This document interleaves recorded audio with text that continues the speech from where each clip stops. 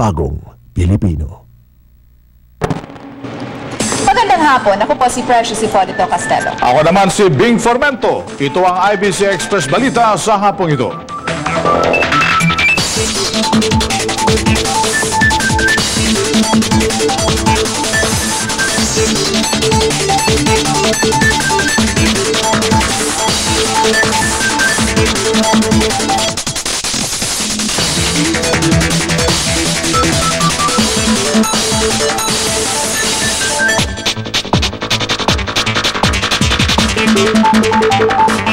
Sa ating top stories, Department of Health inutusan ni Pangulong Gloria Macapagal Arroyo na paigtingin pa ang kampanya laban sa pagkalat ng leptospirosis.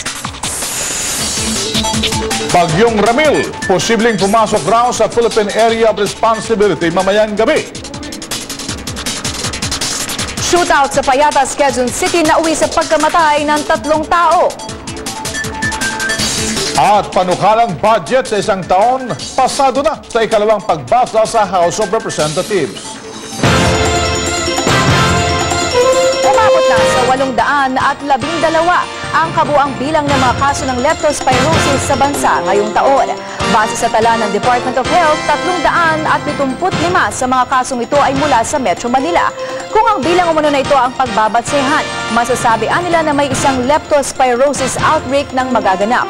Pero normal lang naman daw ito, lalo't batid naman ng lahat na binaha ang kamay nila nung kasagsagan ng Bagyong Ondoy. Ang lahat na nakalubog sa bahangyan ay exposed at posibleng magkaroon. So huwag tayong mamahal sa pagtaas dahil may mga reported cases naman po talaga tayo. Ininspeksyon kanina ng Pangulong Gloria Macapagal Arroyo ang Pasig River Dredging Project sa Old Baseco Shipyard na bahagi ng Medium-Term Philippine Development Plan 2004 hanggang 2010. Hangarin ang pagpapalalim sa Ilog Pasig na luminis ang tubig nito sa pamamagitan ng pag-alis ng mga burak, dumi at iba pang nagbibigay ng polusyon sa tubig ng nasabing ilog.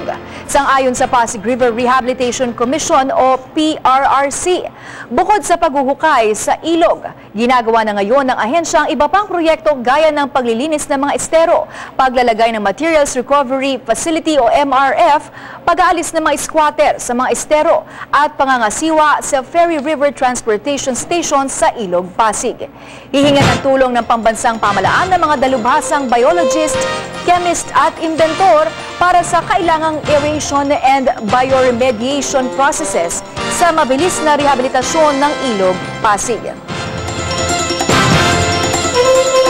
At sa atin naman pong ulat panahon, posibleng mamayang bandang alas 9 ng gabi, sumampa sa teritoryo ng Pilipinas ang bagong bagyo na huling namataan ni 1,350 kilometro sa silangan ng Visayas. Sakaling tumama sa bansa ayon sa Pag-asa, posibleng tumbukin ito ang Central o kaya Northern Luzon.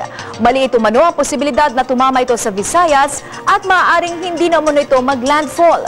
Pero posible rin naman daw na bahagyang lumihis ang direksyon nito at tumungo na lamang sa Taiwan. Ang bagyong tatawaging Ramil pagdating sa Pilipinas ay may lakas ng hangin na hanggang 65 kilometro bawat oras at pagbugso na umaabot sa 80 kilometro kada oras. Pinaghahanda na ngayon ng pamalaang panlalawigan ng Benguet ang pagdating ng bagyong Ramil sa bansa. Maaga pa lang ay natasan na ni Benguet Governor Nestor Pongwan ang mga lokal na opisyal na ilikas ang mga pamilyang nakatira sa tinaguriang high-risk areas bago pa man tumama ang bagyo sa teritoryo ng Pilipinas. Pero nananalangin pa rin umano sila na sana ay hindi na lamang dumaan sa Northern Luzon sa pagkakataong ito ang bagyong Ramil. Ani Pongwan, ito ay dahil pinipilit pa nilang makarecover mula sa epekto na nagdaang bagyong Pepeng sa kanilang probinsya.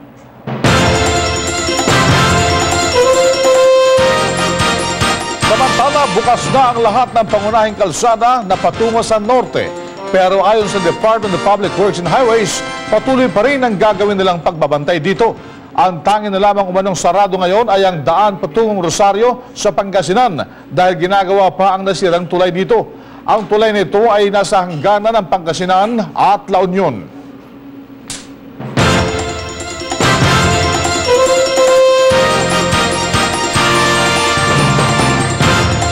We're hoping that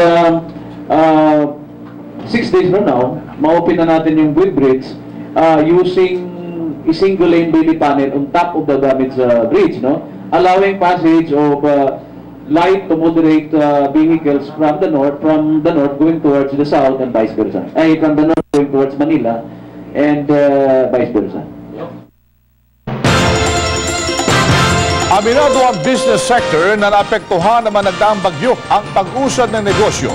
Ayon sa Philippine Chamber of Commerce and Industry, malalang naapektuhan ng bagyong Ondoy at Pepeng ay ang industry ng papel, sapatos, furniture at restaurant. Sa inisyal na datos ng PCCI, may 800 milyon pesos ang halaga ng nasirang negosyo sa Rizal at Laguna, habang 2 bilyon naman sa mga lugar ng Cabanaba at Marikina. At bilang tulong sa mga ito, magsasagawa ng livelihood program ang grupo para sa mga small and medium enterprises na apektado ng kalamidad. We are going to spend all for the livelihood. Umabot na sa 419 ang bilang ng patay dahil sa bagyong Pepeng. Base sa pinakahuling tala ng National Disaster Coordinating Council, pinakamarami ang nasawi sa Benguet kung saan pumapalo sa halos 300 ang bilang ng nasawi. Samantalang 71 naman ang mula sa Ilocos habang 10 naman ang sa Central Luzon. 4 naman ang patay sa region ng rehiyon ng Bicol. Karamihan sa mga nasawi ay dahil sa landslide. Nahigitan nito ang death toll sa bagyong Ondoy kung saan nasa 341 ang bilang ng patay na karamihan ay dahil sa baha.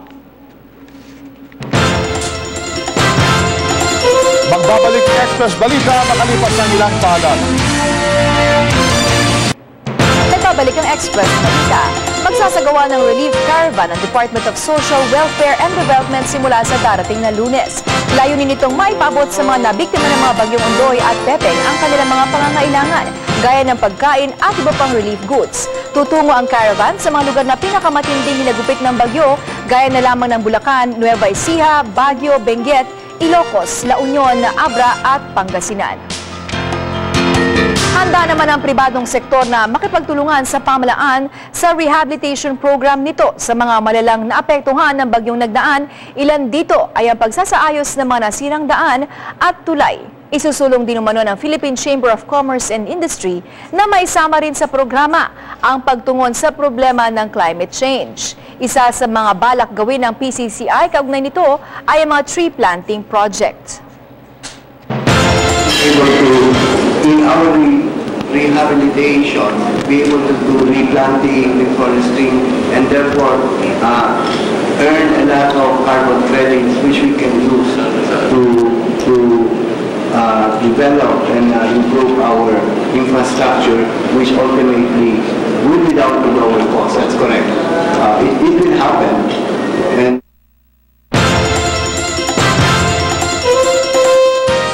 binigyan ng Senado ang National Power Corporation na hanggang katapusan ng susunod na buwan para ayusin ang mga pulisya nito hinggil sa pagpapakawala ng tubig sa dam.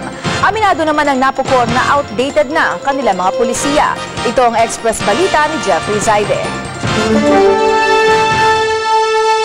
Binigyan ng hanggang November 30 ang pamunuan ng Napocor para isaayos ang kanilang clear-cut policy patungkol sa pagpapalabas ng tubig sa kanilang mga dams. Ito'y nang sa gayon maiwasan ang matinding pagbahang sumalanta sa ilang bahagi ng Northern Luzon, partikular sa Pangasinan, Nueva Ecija at Tla, na ang itinutulong sanhi ay ang pagpapakawala ng mga dams na ito. Sa pagdinig ng Senate Committee on Climate Change kanina ay pinunto ng ilang senador maging local government officials na mali ang guidelines ng Napocor sa pagpapawala ng tubig ng mga dams. Di rin sapat ang kanilang warning device para maimpormahan ng mga barangay na matatamaan nito.